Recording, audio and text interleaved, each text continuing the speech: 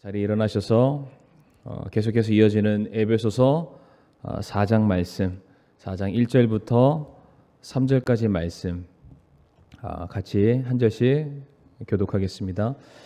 그러므로 주의 갇힌 자 된 내가 너희에게 간청하노니 너희는 너희를 부르실 때에 허락하신 그 부르심에 합당하게 걷고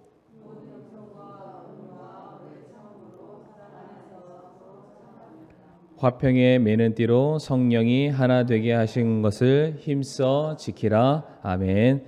말씀이 함께 기도하겠습니다. 고맙고 사랑 많으신 하나님 아버지, 또 하나님께서 저희들을 너무나도 사랑하여 주셔서 예수 그리스도를 이 땅에 보내주시고 또 그분을 우리의 머리로 삼아주시고 우리를 교회의 몸된 지체로 우리를 또 세워주셔서 이 귀한 교회를 통하여서 우리가 예수 그리스도를 닮아갈 수 있게 하여 주시고 하나님의 뜻을 발견할 수 있는 은혜를 주심을 인해 감사를 드리옵니다. 마지막 이 시대에 우리가 더욱더 교회를 힘써 지킬 수 있도록 아버지 하나님 또 저희들을 도와주시고 능력 허락하여 주시옵소서. 오늘도 말씀을 통해서 우리에게 부족한 것이 무엇인지를 돌아보길 원하고 그 부족한 것을 우리가 바로 세워서 주님의 몸된 교회를 더욱더 든든히 세워나가기를 원합니다. 이 귀한 예배의 시간을 아버지 축복하여 주시옵소서. 예수님의 이름으로 감사하며 기도를 드립니다. 아멘. 오늘은 계속해서 이어지는 세 번째 시간이죠. 에베소서 4장 1절부터 3절까지 말씀 통해서 오늘은 오래 참음으로 교회를 힘써 지키라 라는 제목으로 함께 말씀을 나누기를 원합니다. 대한민국 사람 하면은 빨리빨리입니다. 외국인들도 한국에 들어와서 제일 먼저 배우는 단어 중에 하나가 빨리 단어가 있는데, 성도님들은 제가 지금부터 몇 가지 이렇게 말씀드리는 것에 나는 과연 몇 개나 해당되는지 한번 생각해 보시길 바랍니다. 자판기에 불이 꺼지기도 전에 나는 손을 넣는다. 그러니까 커피 자판기 동전을 집어넣고 띡 버튼 누른 다음에 다 나오면은 이제 소리가 띡 하고 소리가 나는데 그때 손을 집어서 컵 꺼내지 않고 미리 이미 손이 가 있다. 혹시 지금 벌써 고개를 끄덕이시는 분들이 계십니다. 엘리베이터를 타고서는 문이 닫히기도 전에 이미 닫힌 버튼을 5번 이상 눌렀다. 이제 그런 분들 계속 확인하고 있습니다. 자판기가 좀 비슷한데요. 전자레인지에 음식물을 딱 집어넣어놓고는 분수를 딱 누르잖아요. 근데 땡 하기도 전에 너무 조급하니까 이미 전자레인지 앞에 서 있는 거예요. 같이 구워지는 거죠. 그리고 땡 하기도 전에 한 5초 남으면 괜찮을 것 같아. 미리 여는 분 아마 이 자리에 계시리라고 생각합니다. 특별히 대한민국 사람들이 외국 갈 때 이런 모습들이 가장 많다고 하는데, 비행기가 딱 도착하게 되면은 이 사람이 대한민국 사람이구나 알 수 있는 게, 딱 도착하면은 안전벨트를 풀러도 됩니다라는 방송이 나오기도 전에 이미 안전띠를 풀고 짐을 내리고 내릴 준비를 하고 있는 사람, 그런 사람이 이제 대한민국 사람, 성미가 급한 사람이라고 합니다. 이런 것도 있죠. 이제 자동차를 운전하다가 신호가 바뀌죠. 빨간불에서 파란불로 바뀌었는데 채 바뀐 지 1초도 안 됐는데 빨리 가라고 뒤에서 크락션을 울리시는 분. 오늘 나와 있는 보기는 저에 해당되는 건 하나도 없습니다. 혹시 여쭤보는 건데요. 근데 저희들이 이런 것도 잘 참지 못하고 빨리빨리 하기를 원하는데, 대표적으로 우리가 잘 참지 못하는 것 뭐가 있냐면은 바로 남의 허물과 실수에 대해서 우리가 잘 오래 참지 못하는 것 같습니다. 뭔가 남의 부족한 모습을 보게 되면은 그들의 잘못을 지적하고 싶고 책임 유무를 추궁하고 싶고 잔소리를 하고 싶은 욕구가 이 속에서 이게 치밀어 오르는 그런 상황들. 근데 우리가 아는 것처럼 대부분의 문제, 다툼, 분쟁은 어디에서 비롯되냐면은 바로 이 참지 못함으로 말미암아 발생되는 사건과 사고가 참으로 많이 있습니다. 특별히 오늘 본문에서 오래 참음이라는 단어가 등장을 하고 있는데요. 이 오래 참음은 헬라어로 마크로디미아라는 단어라고 성경은 이렇게 말하고 있는데, 그 뜻이 있습니다. 이제 앞에 화면에도 나오는데요. 마크로스는 이제 멀리 떨어져 있다라는 뜻이고요. 이 디미아의 원형은 두모스라고 하는데 그것은 진노 혹은 분노를 뜻하는 단어라고 합니다. 이 두 단어가 합쳐져서 마크로디미아, 바로 오래 참음이라는 그런 뜻이 발생하게 되었는데, 원뜻 그대로 직역을 하게 되면은 분노를 멀리 떨어지게 하다 혹은 분노하지 않고 오랜 시간을 견디다라는 뜻이 오래 참음에 굉장히 합당한 뜻이다라고 말하고 있습니다. 우리가 이 의미를 로마서 2장 말씀에서 조금 더 자세하게 살펴볼 수가 있는데, 로마서 2장 말씀 보게 되면은 사도 바울이 하나님의 오래 참으심에 대해서 말씀을 우리에게 주고 있는데, 오래 참으심을 하나님의 진노하심과 연관해서 설명을 하고 있습니다. 제가 2장 4절부터 5절까지 말씀을 한번 읽어보겠습니다. 혹은 하나님의 선하심이 너를 인도하여 회개하게 함을 알지 못한 채 내가 그분의 선하심과 관대하심과 오래 참으심의 풍성함을 멸시하느냐. 다만 내가 내 강팍함과 뉘우치지 아니하는 마음에 따라 진노의 날 곧 하나님의 의로운 심판이 나타나는 그날에 닥칠 진노를 내게 쌓아 올리는도다라고 되어 있습니다. 이 말씀 보게 되면은 회개하지 않음으로 말미암아 반복된 죄를 범하는 자들에게는 그에 합당한 심판과 징계가 있을 것이라고 말씀을 하고 계십니다. 그러나 하나님께서 그 죄를 짓는 그 상황마다 바로 그 자리에서 심판하시고 징계하시게 된다면은 이 땅에 누구도 살아남을 사람이 아무도 없습니다. 그러하게 하나님께서 하나님의 선하심과 관대하심으로 말미암아 오래 참으신다라고 말씀을 하시죠. 그런데 이 오래 참으심은 죄에 대해서 묵인하거나 용납하거나 덮어두는 것이 아니라고 말씀을 하십니다. 5절 말씀을 잘 보게 되면은 우리가 회개치 않으면은, 다시 말해 계속해서 반복해서 죄를 짓게 되면은 그 죄가 쌓아 올라가게 된다라고 말씀을 하십니다. 다시 말해 죄에 대해서는 반드시 합당한 대가를 치르게 될 것을 경고하시는 말씀이기도 합니다. 다만 우리가 회개해서 주님께로 돌아올 수 있는 기회를 허락하시기 위해서 오래 참으신다.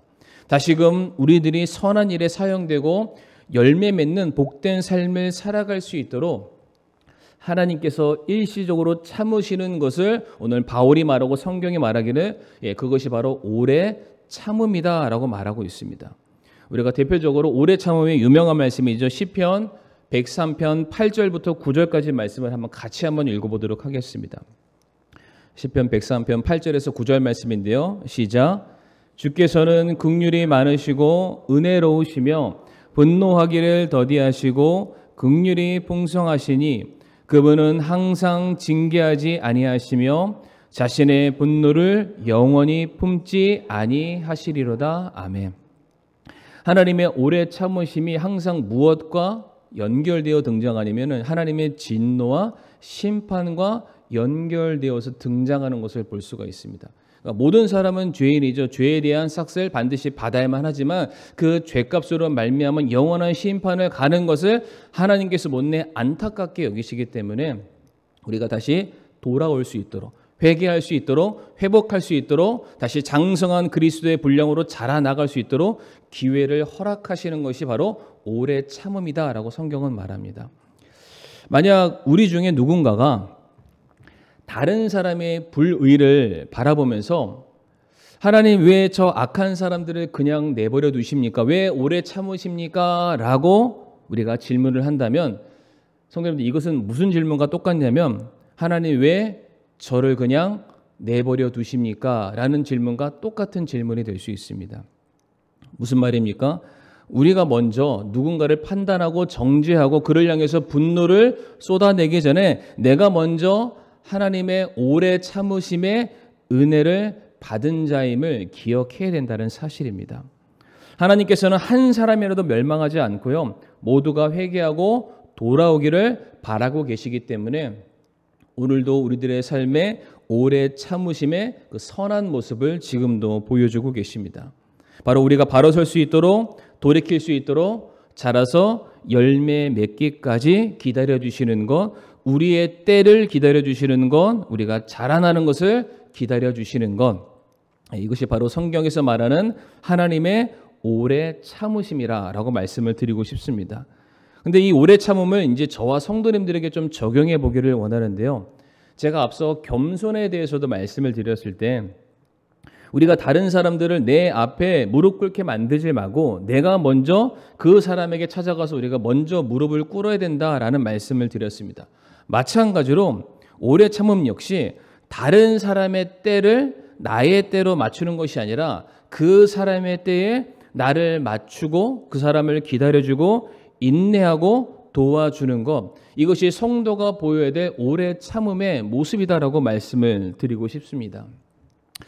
한 가지 예를 좀 들기를 원하는데, 우리 교회 성도님들 중에 이게 뭐든지 빠르신 분들이 계십니다.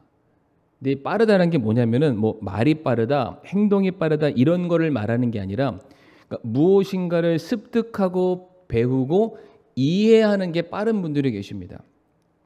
이런 분들은 하나만 말씀드려도 열을 아시는 분들 계시죠. 쉽게 얘기해서 우리가 무슨 행사를 하려 했을 때에 그분에게 그 행사의 타이틀만 말씀드리면 됩니다. 부활절을 준비하려 합니다. 추수감사절을 준비하려 합니다. 혹은 어떠한 집회를 준비하려 합니다 라고 말씀을 드리면 이미 그분의 머릿속에는 모든 집회와 사역의 시작부터 끝까지 스케줄이 쫙 하고 머릿속에 이제 그려지시는 그런 분들이 계시죠. 행사 며칠 전부터는 어떤 것을 준비해야 되고요. 그 일에는 어떠한 담당자를 세워야 되고요. 그 행사를 위해서는 예산이 얼마 정도 들 것 같고요. 또한 그 행사를 위해서 분명히 식사를 해야 되는데 식사 메뉴는 이런 걸로 하면 참 좋겠습니다 라고 말씀을 해주시는 그러한 분들이 계세요. 거기서 그치지 않죠. 개인 사비를 들여서 간식을 준비하면서 다른 헌신자들을 격려하고 그들과 함께 으쌰으쌰 하는 일까지도 목사가 해야 될 일을 대신해서 해주시는 분들이 계십니다. 그러니까 한마디로 어떠한 일이 되게끔 만들어주시는 분들이 계세요. 근데 빠른 분들이 계시면은 상대적으로 느린 분들이 계십니다. 느리다라는 게 행동이 느린 게 아닙니다. 이분들은 사역을 참여하는 데 있어서 굉장히 수동적인 분들이 계십니다. 이분들은 절대로 부탁하기 전까지는 움직이지 않으십니다. 그렇다고 해서 그분들이 교회 사역에 무관심하거나 무책임한 분들은 절대로 아닙니다.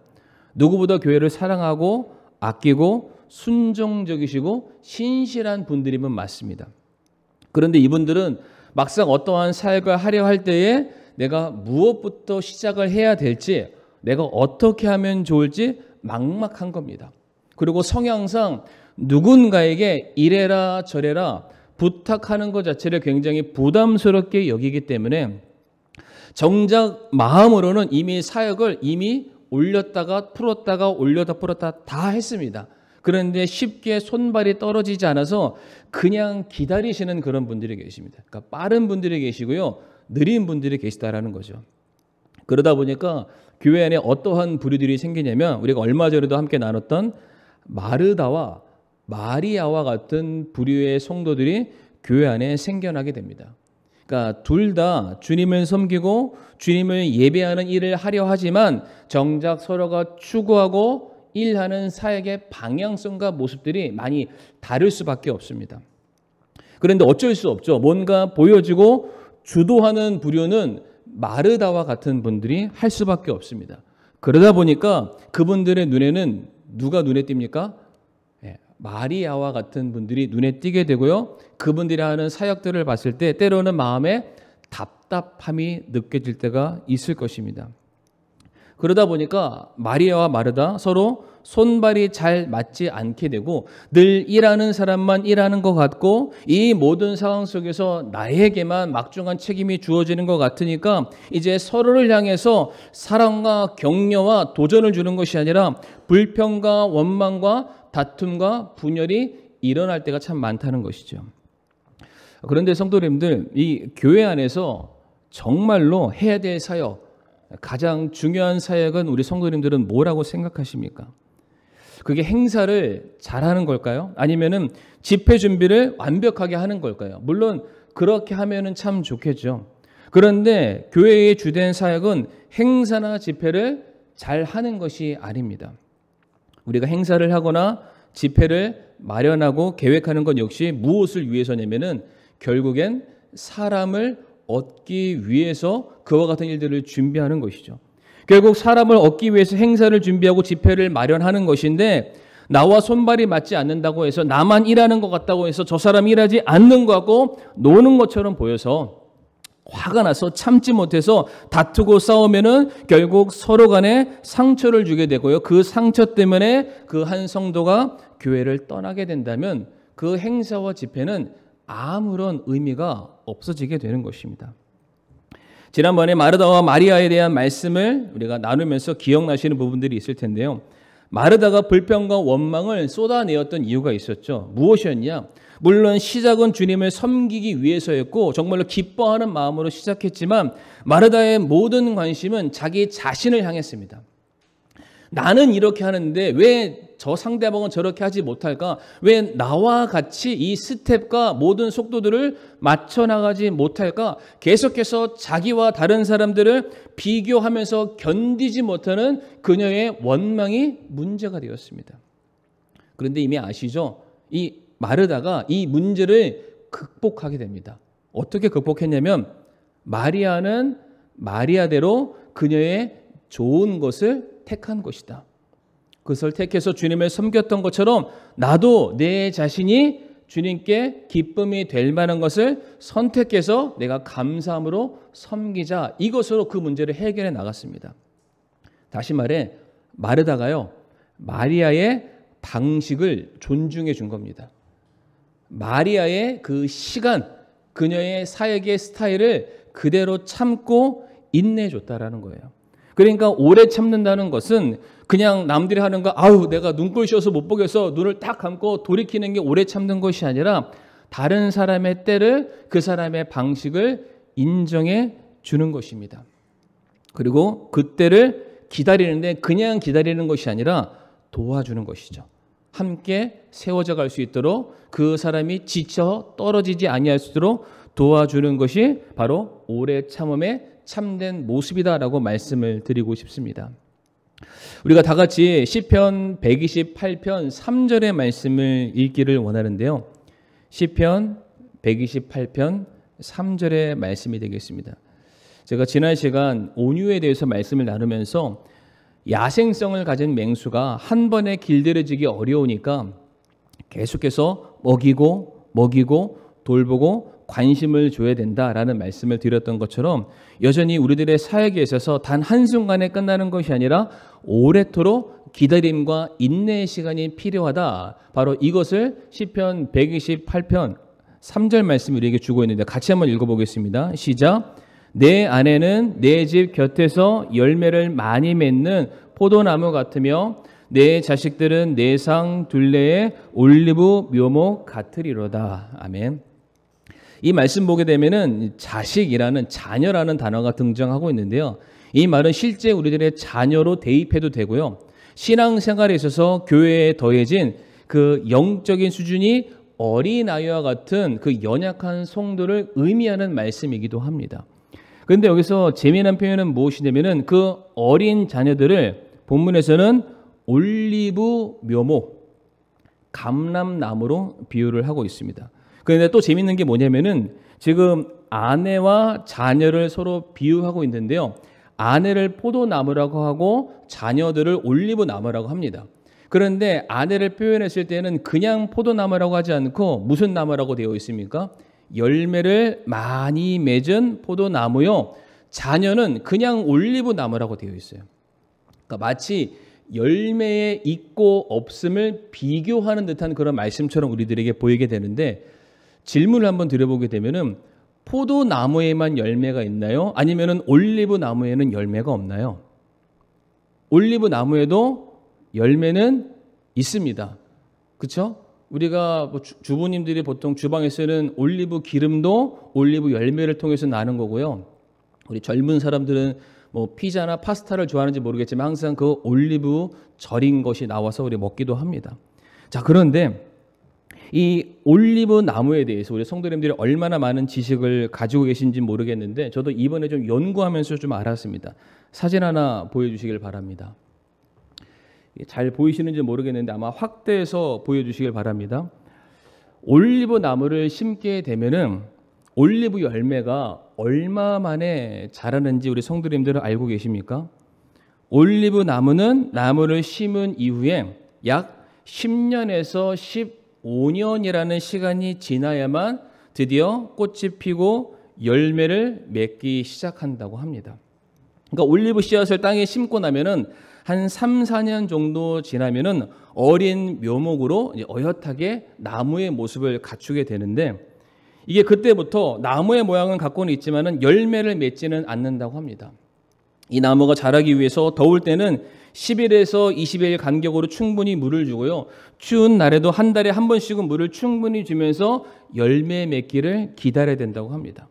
근데 이렇게 계속 물을 주는 거예요. 언제 열매를 맺을까? 물을 주고 또 물을 주고 또 물을 주는데, 그렇게 해서 한 해의 달력이 싹 지나갔는데 여전히 열매를 맺지 않는 거예요. 한 해가 지나고 두 해가 지나고 세 해가 지나고 그런 식으로 10년 이상 지났음에도 불구하고 올리브 나무에는, 특별히 올리브 묘목에는 열매가 맺혀지지 않는다라는 것이죠.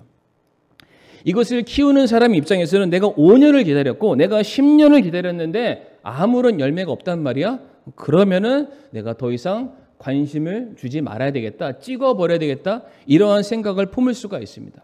이처럼 더디고 느린 나무가 올리브 나무이지만은 중요한 것은 10년과 15년이 지나면서 한 번 열매를 맺기 시작하는 순간 평균 수명이 200년에 해당되는 올리브나는 그때부터 약 100에서 150년간은 가장 좋은 품질의 올리브의 열매를 계속해서 생산해낸다고 합니다.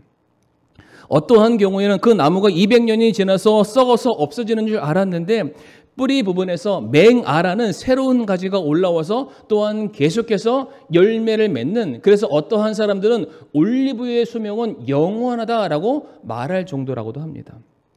그러니까 이 시편 말씀에서 자녀를, 특별히 어린 영혼들을 왜 올리브 나무에 비유를 했을까? 기다려주라는 겁니다. 믿어주라는 거죠. 당장에는 열매를 맺지는 못하지만 열매를 맺지 못함으로 말미암아 도끼로 찍어서 버리는 것이 아니라 지금 자라고 있으니까, 열매를 곧 있으면 맺게 될 것이니까, 아니 그들이 말씀을 통해서 배워나가고 있으니까, 더 중요한 것은 하나님께서 그들을 사용하시는 방법과 시간과 때가 다르기 때문에 그 때가 될 때까지 기다려주라라는 그러한 말씀이 되겠습니다. 데살로니가전서 5장 14절 말씀 보게 되면은, 형제들아 이제 우리가 너희에게 권면하노니 제멋대로 행하는 자들에게 경고하고 마음이 약한 자들을 위로하며 연약한 자들을 붙들어주고 모든 사람에게 인내하라라고 되어 있습니다. 성도님들, 사도행전에서 사도 바울이 사역지를 벗어났던, 세상으로 돌아갔던 마가 때문에 그의 마음속에 분노가 일어났던 적이 있습니다. 그 마가와 함께 사역을 하냐 마냐 이것 때문에 그와 동역자였었던 바나바와 다툰 적도 있었죠. 그러나 시간이 한참 지나고 사도 바울이 그의 사역의 말미에 뭐라고 말했던 거 기억나시죠? 마가를 내게로 데려오라. 그가 내게 유익한 사람이었다. 비록 지금은 그의 연수가, 신앙의 연수가, 그의 믿음이 너무나도 어려서 우리들의 사역에 있어서 때로는 발목에 걸림돌처럼 보이는 사람이었지만, 정작 그가 자라고 났을 때에는 정말로 나에게 둘도 없이 필요한 사람이었다. 마가의 사역에 하나님의 때가 따로 있었다라는 것이고, 사도 바울이 그것을 인정하고 오래 참음으로 말미암아 그를 수용하고 받아줬다라는 그런 말씀이 되겠습니다. 성경에서는 예수님께서 교회의 머리이시고 성도들은 그 교회의 몸된 지체라고 말하고 있습니다. 그러니까 성도들은, 어떠한 사람들은 손의 역할을 하시는 분들이 계시고요, 어떠한 사람들은 발, 어떠한 사람들은 굉장히 중요한 심장, 허파, 간, 어떠한 성도님들은 손톱과도 같은 역할을 감당할 수가 있습니다. 그러니까 저마다 모습이 다를 수 있지만 결국에는 한 몸을 이루고 있다라고 성경은 말해주고 있습니다. 물론 각 지체들이 100% 다 동일한 기능과 역할을 가지는 것은 아닙니다.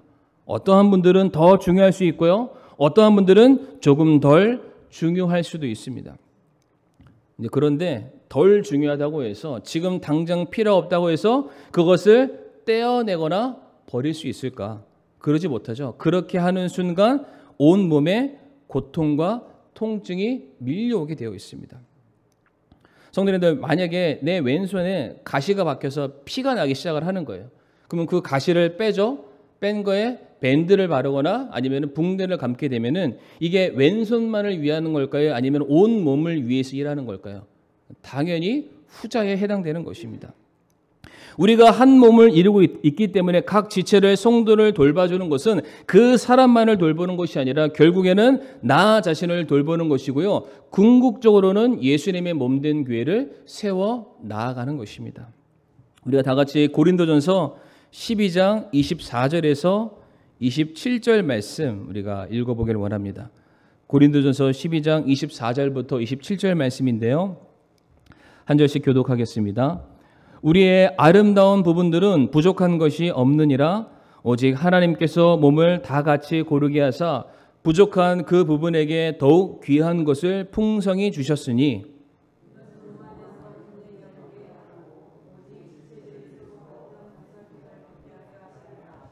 한 지체가 고통을 받으면 모든 지체가 그것과 함께 고통을 받고 한 지체가 존귀를 얻으면 모든 지체가 그것과 함께 기뻐하느니라.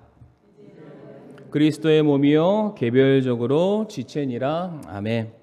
우리의 눈에는 더 귀한 것, 덜 귀한 것, 더 아름다운 것, 덜 아름다운 것이 존재할 수 있습니다. 그러나 하나님께서 보시기에는 모든 것이 고르다라고 말씀을 하셨죠.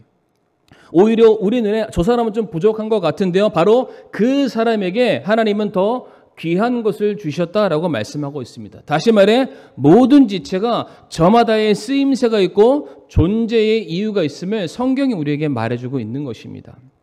그렇기 때문에 25절 말씀 보게 되면은 같은 몸 안에서 분쟁 없이 서로 높고 낮음을 따질 것이 아니라 빠르고 느린 것을 서로가 책망할 것이 아니라 분쟁 없이 서로를 보살펴 줘라라고 말씀을 하시죠. 왜? 서로를 돌보는 것이 각자의 유익만을 위한 것이 아니라 바로 우리를 위한 주님의 몸된 교회를 세우기 위한 반드시 필요한 조건이기 때문입니다. 그래서 26절 말씀 보게 되면 한 지체가 고통을 받으면 그 고통이 결국에는 나의 고통이 된다. 반대로 한 지체의 기쁨은 나의 기쁨과 즐거움과 평안이 될 수 있음을 말씀해 주고 있습니다. 그러므로 우리들에게 필요한 것이 무엇이냐면은 오래 참는 것입니다. 다른 성도가 자기의 역할을 충분히 감당할 수 있을 때까지 기다려주는 것입니다. 아니 그 성도의 사역을 통해서 더 놀라운 열매를 맺어갈 수 있도록 옆에서 도와주는 것, 그와 함께 그의 속도에 맞춰서 함께 주님의 귀한 사역을 감당해 나아가는 것. 어떤 영혼이 힘들어하면요 성도님들, 그래서 어떠한 사역들이 중단하게 되었을 때에 그 성도가 어쩔 수 없이 그 헌신을 내려놓게 되었을 때에 너 때문에 내 일이 많아졌어, 이런 말을 우리가 하지 않기를 원합니다. 너 그 정도밖에 믿음 안 됐어? 이렇게 말하는 것이 아니라 그 영혼이 다시 헌신의 자리에 돌아올 수 있도록 우리가 서로의 짐을 나누어주고 그의 믿음이 다시 회복될 수 있도록 계속해서 격려해주고 기도해주고 기다리는 것, 그것이 우리가 해야 될 참된 모습이라고 믿습니다. 처음에 로마서 말씀을 통해서 하나님의 오래 참으심에 대해서 제가 말씀을 드렸습니다. 오래 참으심은 진노를 뒤로 미루셨다. 하나님께서도 저와 성도님들을 바라보시면서 계속해서 오래 참고 계십니다. 만약에 하나님께서 당장 우리들의 삶에 어떠한 열매를 요구하셨다면, 그리고 당장에 우리를 평가하기를 원하셨다면 감히 누가 하나님 앞에 의롭다, 신실하다, 잘하였다, 나의 충성된 종이라 불림을 받을 만한 존재가 어디에 있겠습니까? 그러나 하나님께서 저와 성도님들의 삶에 열매를 맺어가도록 오늘도 계속해서 꾸준히 기다리고 계시고요. 참고 계시고 우리를 먹이시고 입히시고 우리를 은혜를 베풀어 주고 계십니다. 그래서 기억하시길 바랍니다. 하나님도 오래 참으셨다. 어떻게 오래 참으셨냐면은 1000년을 하루처럼 생각하시는 우리 아버지 하나님을 우리가 생각하면서 70번씩 7번만이 아니라 더 잘못을 한다 할지라도 이 사람을 통해서 하나님께서 허락하신 그 열매는 언젠가 맺어지게 될 것이다. 그 마음으로 우리가 서로를 돌아보고 격려할 수만 있다면 우리 교회는 반드시 하나가 될 것이고 더욱더 건강해질 것이고 더 놀라운 열매를 맺어가게 될 것입니다. 이 시간 함께 머리 숙여 오늘 말씀 놓고서 우리가 함께 기도하기를 원하는데요. 하나님, 저에게 오래 참을 수 있는 마음을 허락해 주시옵소서.